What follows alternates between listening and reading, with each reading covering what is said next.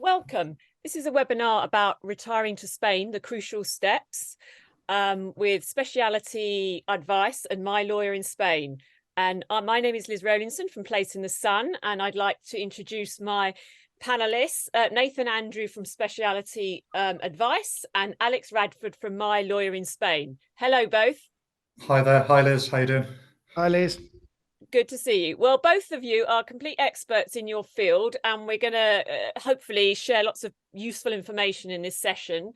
So first of all, I'm going to hand over to Nathan to explain what you do and to kick off. Thank you. Okay, so thanks, Liz. So good afternoon, everyone. My name's Nathan, and I'm presenting today through my marketing brand, Speciality Advice. So I myself have been advising predominantly British and Irish expatriates since 2009. Very much people living in the likes of Spain, perhaps through their work or indeed for their retirement. In addition to 15 or so years experience, I'm also a member of the UK Personal Finance Society and hold qualifications through the London Institute of Banking and Finance. As a member of a leading international financial advisory network, we're able to offer client solutions from the international marketplace. So in terms of maybe banking institutions, insurance companies, pension providers, and so forth, very much under the regulatory framework within the EU. Key relationships also exist with other industry professionals such as law firms, indeed Alex, who we have here today from my lawyer in Spain, tax advisors, developers, and so forth. I wish to stress that today's presentation is very much intended for information purposes only, and any of the information given should not be taken as any specific advice for any one or given individual.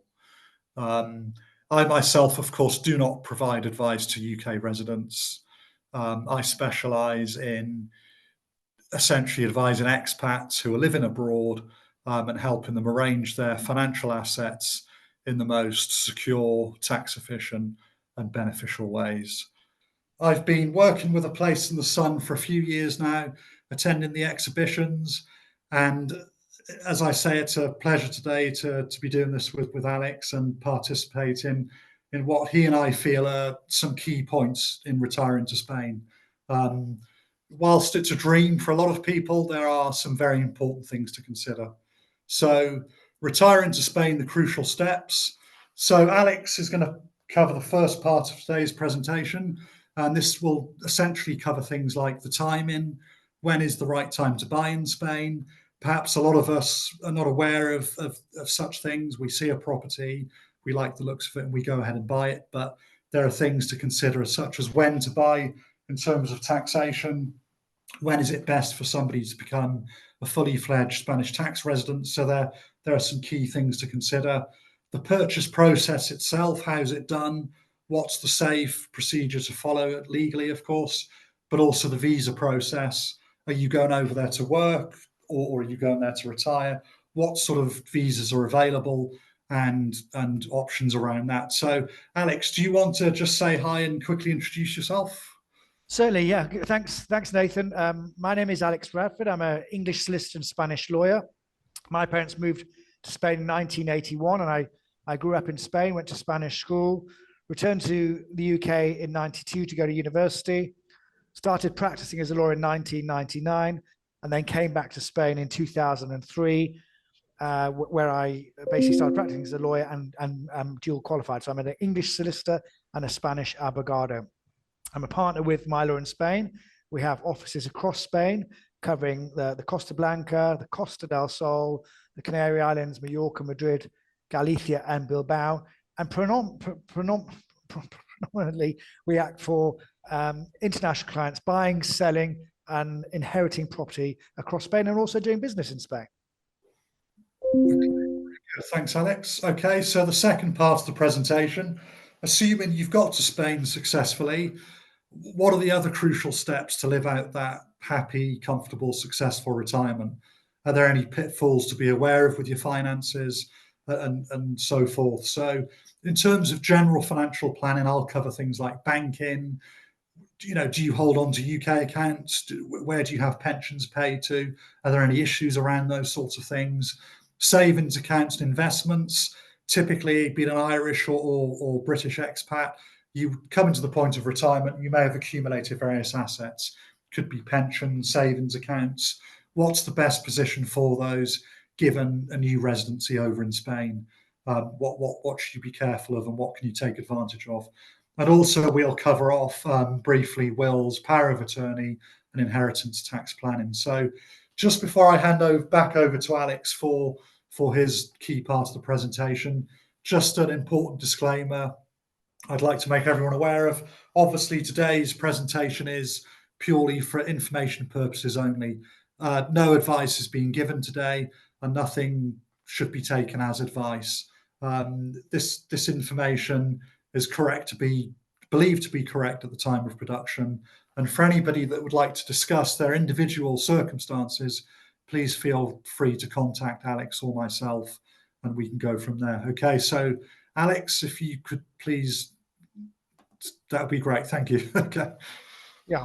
So Nathan's asked me, ladies and gentlemen, along with the Place and Sun, to talk about the Spanish buying process. And Liz and I have been to many of the exhibitions across the UK, where we talk to people in the hub about this buying process. And really, I'm going to kind of divide this into a kind of three parts. The first one is if you're considering buying a Spanish process, what to bear in mind. And I suppose what you start off with is, are you going to use this for your personal use, or is it going to be a business? So, for example, are you going to buy a property and rent it out? Or is it mum and dad buying a property as a holiday home and only using it as such for a holiday home and not actually moving to Spain? So consider, are you moving to Spain? Is it going to be for holiday use, or is it going to be for business use? If you said to me, I'm going to buy this Spanish property to rent it out and use it occasionally, then I'd probably say to you, buy the property in the name of a Spanish limited company, because there are tax advantages of doing so. If it's mum and dad going to buy a property just purely for holidays and they're not going to move out, then I'd say consider the family ownership option, which is in effect, mum and dad would have a life interest in the property, and the children, if they're over the age of 18, can have the legal title, so that when the parents pass on, there's very little inheritance tax. And it's a good way, Nathan, of mitigating inheritance tax now in the UK and also Spain, because it would be considered as a potentially exempt transfer in the UK, what is known as a pet. If you're going to move out to Spain and live here, then without a doubt, I'd say buy the property in your own name. So before you kind of just come out here and put some money down and make an offer for a property, I just think about who's going to use it. Okay. And also we always talk about budget. Depending on the area that you buy in, the transfer tax and costs can vary. So for example, if you buy in the Costa Blanca area, that's known as the Valencian region, you're going to pay transfer tax at 10%. That's 10% on top of the purchase price. If you come down to sunny Andalusia, transfer tax is 7%. And if you go over to the Canaries, for example, it starts at 6.5%. So that's for second-hand property. A new build property, you'll typically pay VAT at 10%, and then you'll pay stamp duty between 1 and 1.5%. So it's very important to put your budget together and bear in mind that the costs typically range from, say, 10 to 15%. Generally speaking, if you bought a Spanish property, whether brand new or second-hand, if you budgeted up to, say, 13% for the second-hand property, you'll have change out of that. And a brand new property, I'd say budget up to 15%. If you are going to rent that property out, then it's also important that you declare that rental income here in Spain and also in your home country. So that's kind of, Nathan, the part of considering who's going to own it and what the use is for that property. And then the most important thing, although we're not estate agents, it's all about location, location, location. Where are you going to buy? And obviously that very much depends on the usage. If you want to rent it out, then you have to buy a property in a popular area that people want to go and see. So consider where you want to buy, the type of property, and then find a decent estate agent. Typically in Spain, some agents will advertise the properties. They'll have the same property advertised with different agents. So I'd say contact an agent, the one that you build up the best rapport with, go with that agent and ask them to find you a property in that area. I'd also recommend appointing an independent lawyer, someone who speaks your language, someone who is independent from the estate agents, and someone who basically will confirm their costs in writing to you. That's really quite important. And consider your budget. How much have you got to spend? Do you require a mortgage? So if you require a mortgage, typically you can borrow up to 70% of the value of the property. And then if you add the purchase costs I mentioned earlier, on top of the purchase price, you're looking at, say, 15% for a brand new property. You're going to need a deposit of up to 45% to buy a brand new property. So just put your budget together. And if you are going to lend, I would strongly recommend that you speak to an independent mortgage broker first. Also, what us lawyers tend to like is that people put in place powers of attorney. So a power of attorney is a document that authorizes us to act for you in Spain. So you don't have to keep on coming back to Spain to sign documents or approve matters here. We can apply for your Spanish tax numbers, which will be required to pay the transfer tax and the taxes upon purchase, and we can open a bank account with you. And that power of attorney is really, from our perspective, is the first step in the buying process. And that can be signed either in your home country or it can be signed here in Spain when you come over.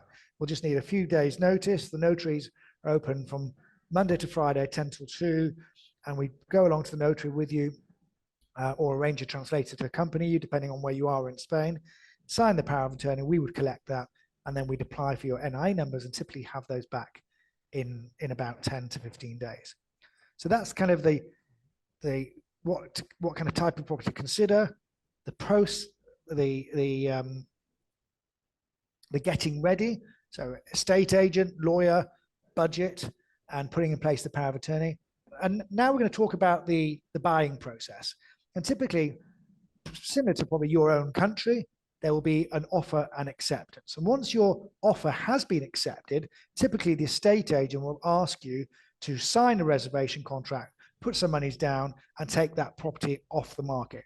By doing so, you are committed to that purchase. So before you do actually sign that reservation agreement, I would suggest that you actually send that reservation contract to a lawyer to review and make sure that your position is protected.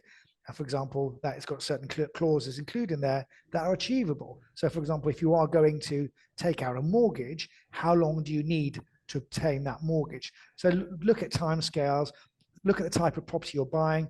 Is all the licenses and planning in place for that property? If not, will the seller have to apply for certain certificates from the town hall, and how much would that take? So discuss that with your lawyer up front before the reservation agreement is signed. And then once it is signed, then you would start your legal due diligence, and you can arrange surveys. We typically would apply for land searches in English and Spanish on the property. I think it's amazing that the land registry in Spain offers that option. So we'd apply for the land searches in English, obtain the paperwork from the sellers or their lawyers, arrange a survey for you if required, send that back to you. And once you're happy and we're happy, with that documentation, we would then proceed to signing the private purchase contract.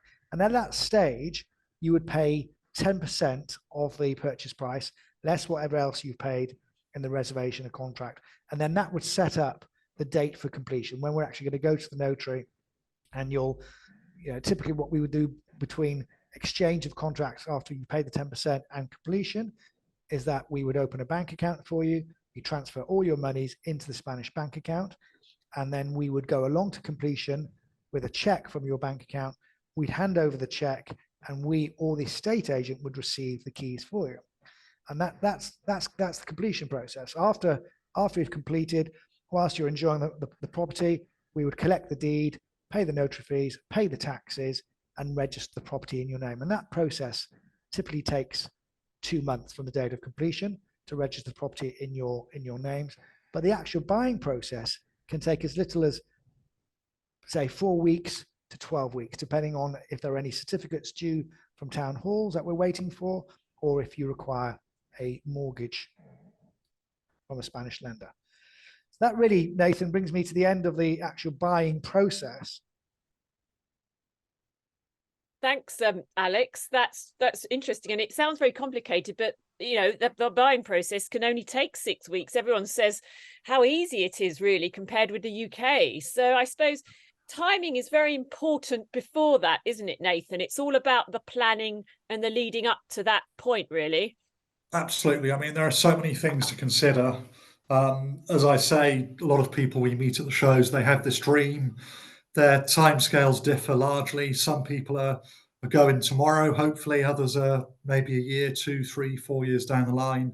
But there are so many things to consider regarding the planning and the choice of the correct legal professionals to help you, such as Alex's firm, and just really making sure that you understand the processes, the options, and position yourself correctly before considering that important purchase. Absolutely. Nathan, I think you're going to come on to sort of giving some advice about financial planning, pensions, banking.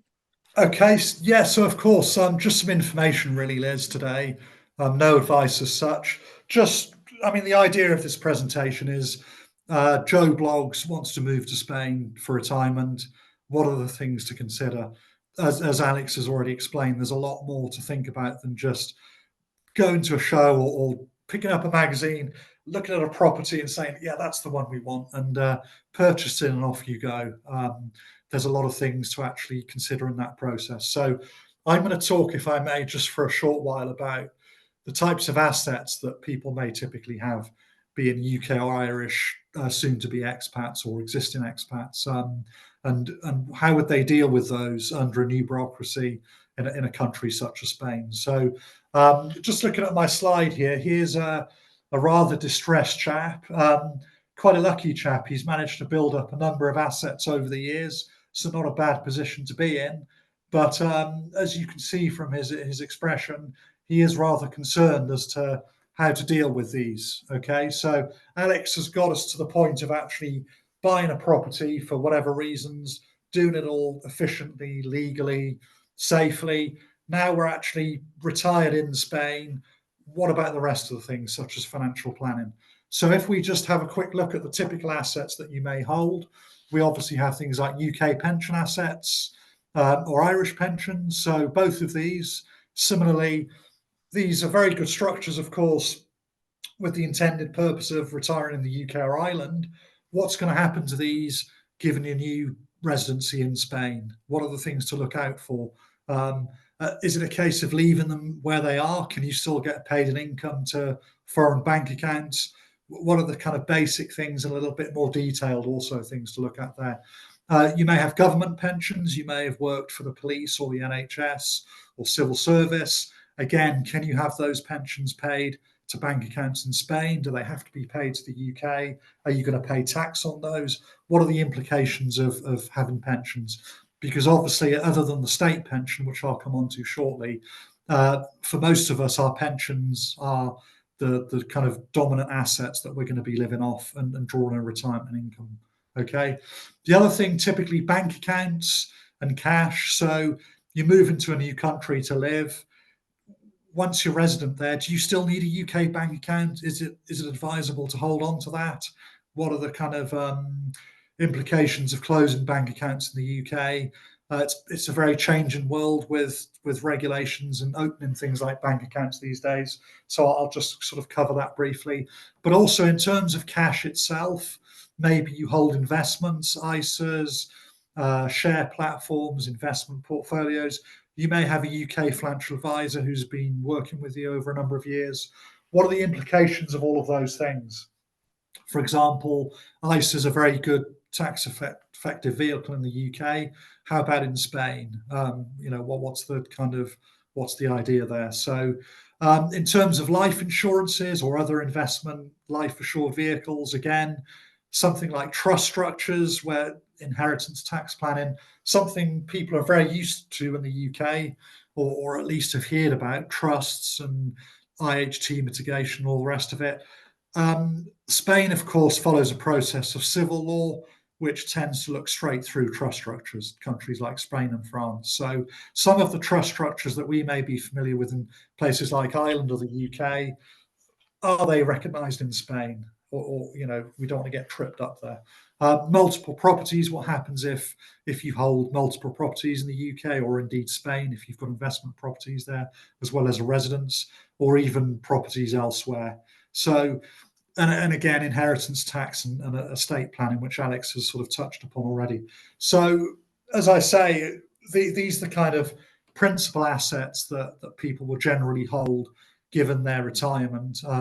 Maybe some of those, if you're very lucky, all of them, but certainly some of those will be relevant for most people. Okay, so if we look in a little bit more detail, so everyday banking, where should I hold bank accounts? So I think the crucial thing to understand, first of all, is one of the key questions that people ask me at many of the exhibitions is, what about my state pension?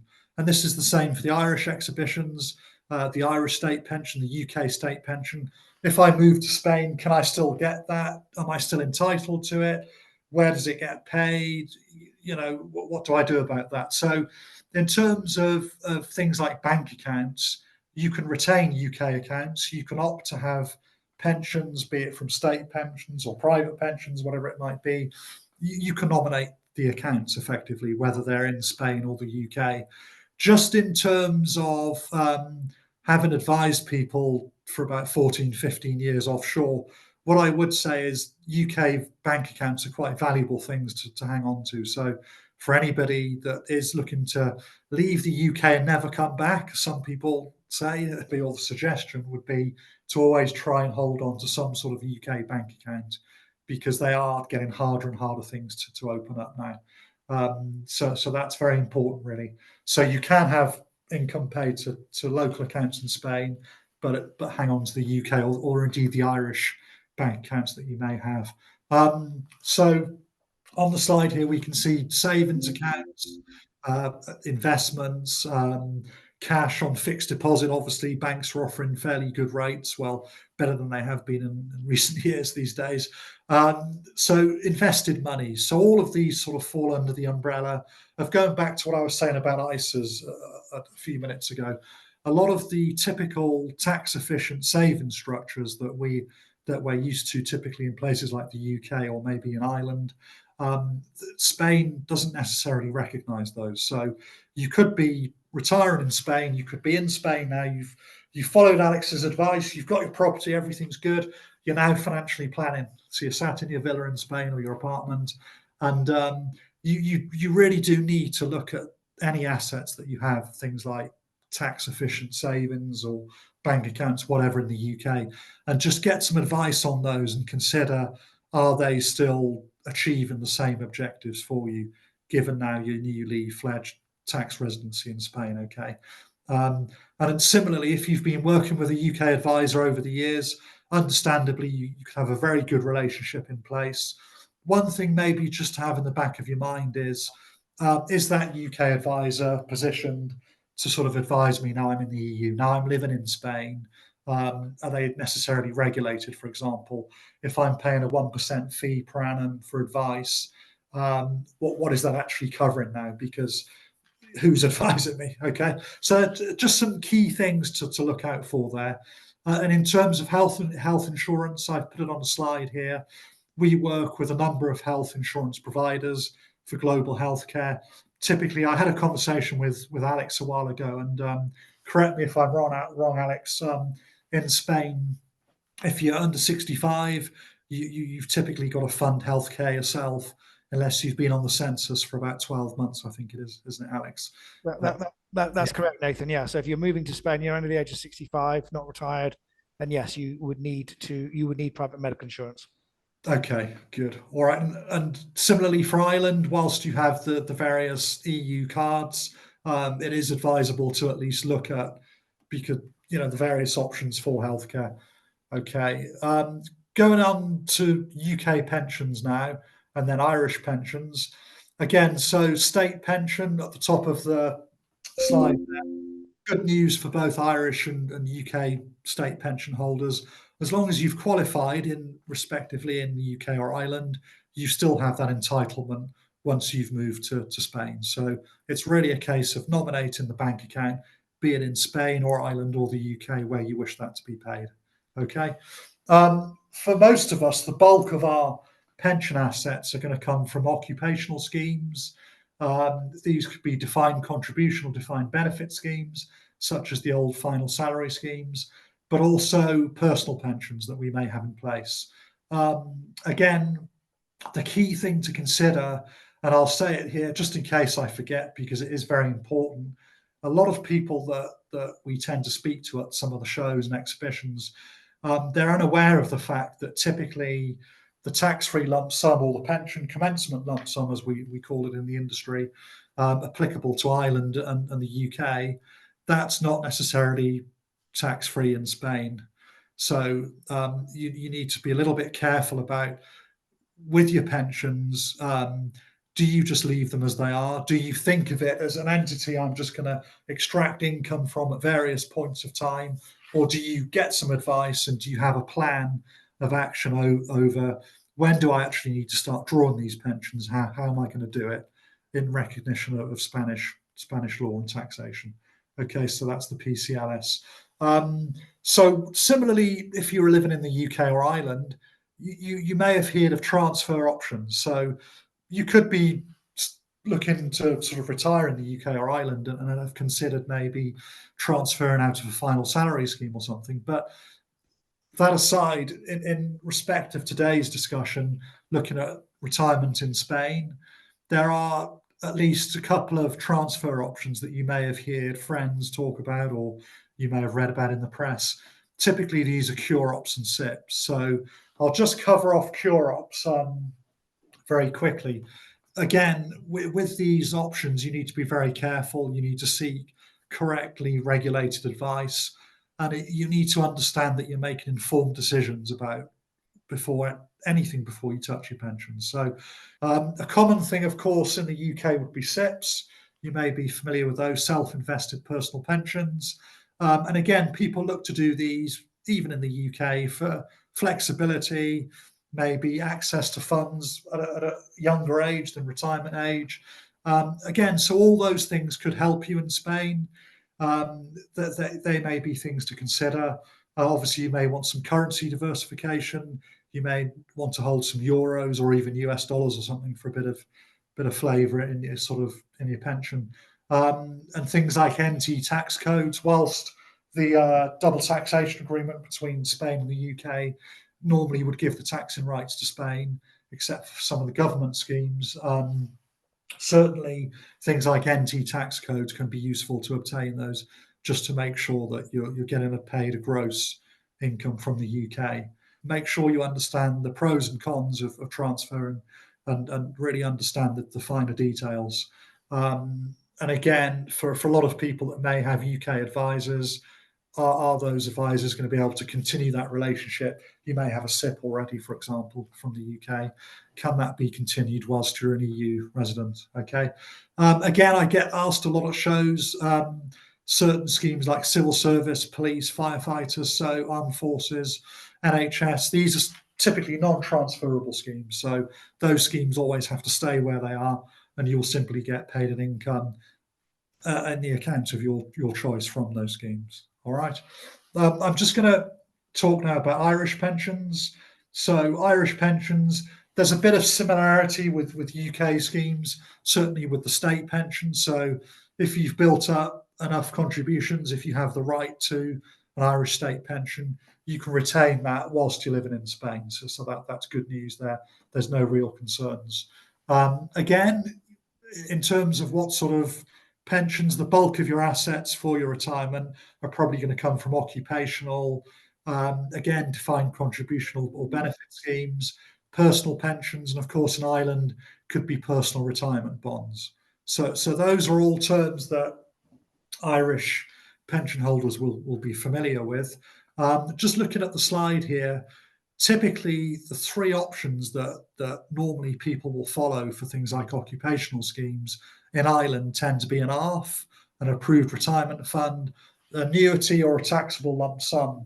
So just working backwards on that slide. So a taxable lump sum, typically that would be a one-off payment or maybe two one-off payments for whatever reason you wanted to exhaust your pension fund, if you're able to do so under the type of scheme that you have. And obviously that would incur the higher tax threshold. So generally speaking, people choose not to do that. There may be some extenuating circumstances where people choose to do that. The annuity option, of course, annuities follow interest rates, and whilst interest rates have picked up again recently, annuities have been rather unpopular choices for a number of years regarding UK and Irish pensions, largely because of the rigidity. Once you're in an annuity, that's it. And generally low annuity rates and all the rest of it. The ARF, being an Irish pension holder, most of you will be very familiar with an approved retirement fund. You will have heard this term kicked around quite a bit. Now, the ARF is the main thing to consider here, given your retirement in Spain, because this is where you could potentially face some key issues. First of all, if you're already a non-resident of Ireland, so maybe you're already living in Spain, you haven't quite retired, or you're living elsewhere, doesn't matter. In terms of purchasing an ARF, when you get to retirement, there are very few ARF providers that can actually sell an ARF product to you if you're a non-resident of Ireland. So you could be living abroad already thinking, well, how am I going to access my pension? So that's the first thing to be aware of. Whilst an ARF is the typical Irish route for Irish residents, how's this going to work living in Spain? Okay. The other thing is with ARFs, let's say you did manage to purchase an ARF, you've retired in Spain. The problem with an ARF tends to be that the Irish revenue do not consider an ARF a pension product in the same respect of other schemes. So what I mean by that is an ARF is essentially a financial product that you've purchased for your retirement income. And that means it doesn't fall under double taxation agreements between Ireland and Spain. So what that means is you're essentially going to be taxed at source in Ireland all day long if you have an ARF, and you probably, rightly so, face tax in Spain as well. So an ARF, whilst it's suited for Irish residents, and a lot of people do that in Ireland, there are some good transfer options to at least consider and make informed decisions about, such as overseas retirement trusts, as we see on this slide. And this is really to do with the freedom of the movement of capital within the EU. Okay, so there are some other key EU regulated, well-regulated, safe schemes to hold your pension assets in that give a whole host of benefits. Typically access from age 50, for example. So instead of waiting to retirement age, which could be 62 or 58, you may wish to retire a bit earlier. That may be a consideration. A slightly higher tax-free lump sum of maybe up to 30%. Flexible access, typically after 3 years. But the key thing, going back to the ARF, is the ability to make use of the double taxation agreements. So ideally, you're only paying tax in Spain where you're resident. You're not still being taxed at home in Ireland. Okay. Again, consolidation of multiple schemes, but also succession planning. Certainly in some cases, Irish pensions are there for inheritance tax and prone to that. Whereas some of these options for overseas retirement trusts, you can sort of take your assets away from the inheritance tax sort of spectrum. So the one thing to point out, though, is that with Irish pension transfers, if you're looking to transfer out of Ireland, each and every individual has to have Irish revenue approval. So unlike something like cure ops in the UK, where collectively it's been specified that if a person meets certain criteria, they may transfer into a cure ops or a SIP or something. With a overseas retirement trust and with the Irish revenue, you have to be doing this for bona fide reasons. Obviously, the idea of UK and Irish pensions is that over the years you build up a pension fund, you get tax relief going into that structure. You're saving money tax effectively for retirement. But the way it's looked at is that you're typically going to retire in Ireland or the UK, and then you have a taxable income in Ireland or the UK. Now, the problem with taking a pension out of Ireland is that you do need to seek revenue approval, each and every individual doing that. And it has to be for a bona fide reason. So it's not about tax evasion. It's not about circumventing anything like sort of tax at all, because obviously these are a sizable part of your assets for most of us. And again, typically non-transferable schemes, similar to the UK, you'll be looking at some government schemes, civil service and armed forces. So that really finishes my part on sort of those in respect of the principal assets that people would retire over to the likes of Spain with. And just to look out for certain things. Obviously, no advice is given today. It's really just a case of highlighting some critical points and making sure that people plan accordingly for those. Wow, thank you, Nathan. A lot of very lots to think about there, and of course, we've only touched on it, Alex. But of course, along with all that, people will obviously also have to apply for a visa to get this going, and you know, you've got a department for that in your office. So timing is everything. Yeah, absolutely, Liz. I mean, lots of our clients will kind of buy a property and then move to Spain over the coming months or years. But some of them do want to tie it in and sell up in the UK and buy in Spain, and we can coordinate that. So, yeah, and in fact, you know, we're acting for clients who live in Spain now, and we're buying and selling on the same property, but buying and selling on the same day. It's not common because most of our clients are buying kind of as a second home. But obviously, the people that then move here and live here then do move on. So it is interesting. You know, timing is key. Nathan mentioned something. You know, basically, if you've got your pension and you want to withdraw a lump sum, timing for that is quite important. Whether you're a tax resident in your home country or Spain, could be critical. And that's the same that's the same for other aspects of moving to Spain. So, you know, we've talked about the buying the property, but now planning your move is interesting because typically, you know, well, it will take you 6 to 12 weeks to buy a property, and it could take you up to, say, a couple of months to have your visa ready. As in, when I say your visa ready, your documents ready to submit to apply for the visa, and then depending on how busy either the Spanish consulates are in the UK or in your home country or the department here in Spain, you could get back your visa back in as little as 20 days, or it could be a month or 2 months. So really, you should allow, I'd say, up to 4 months to plan to apply for and obtain your visa. And so if you take into account the buying process and the visas, it's quite difficult, Liz, to actually get it right and coordinate it. So, you know, we have active clients who've sold their house, ready to move out to Spain, but there were delays in the UK at the visa department there, so they carried on renting in the UK, got their visa, then came out.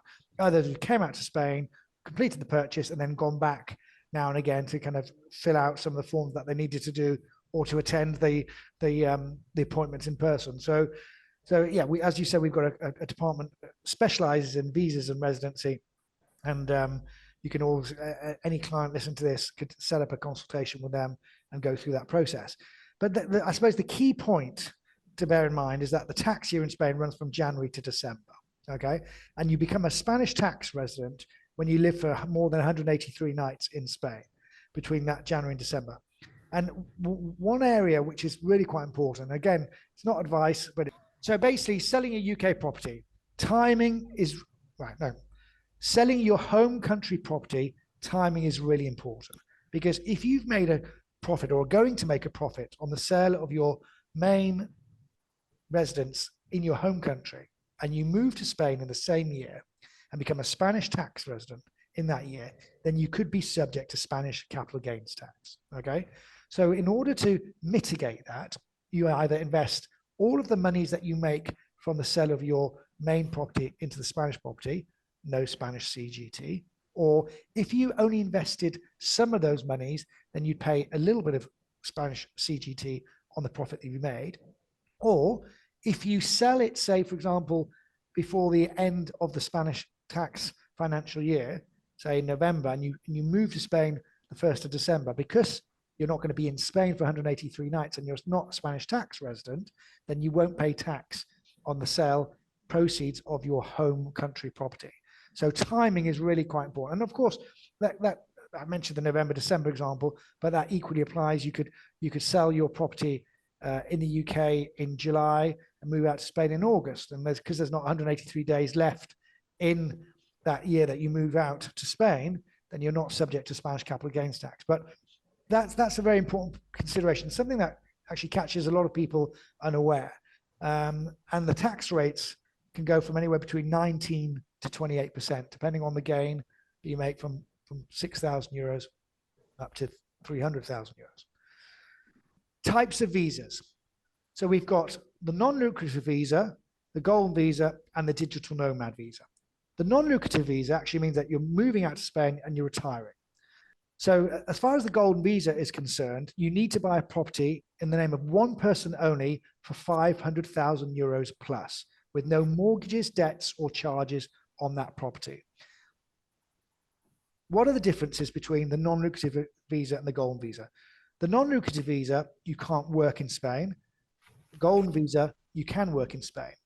The non-lucrative visa, you apply from the home country, so wherever you live outside of the EU, and this is only for non-EU residents. If you're, for example, Irish or EU resident, you could come to Spain and you can apply for your visa in Spain. But the non-Europeans have to apply for the non-lucrative visa from their home country, and if it's the golden visa, they can apply for it from here in Spain. And the requirements are typically the same, apart from the golden visa, where you need to apply for, you need to own a property for more than 500,000. And it's important to bear in mind, Liz and Nathan, that you can only apply for the golden visa when you actually register the property in your name, unless you've got a contract which states that you're going to buy a property in 6 months. But most people actually will wait to apply for the golden visa when you've registered the property in your name. And bear in mind, at the moment, non-Europeans have only got 90 days in a 180-day period. Sometimes we find ourselves really running against the clock because people come out to Spain, buy a property, we register it in the name, and then we apply for their visa. So they've got to be really, really prepared on the documentation side to submit those applications.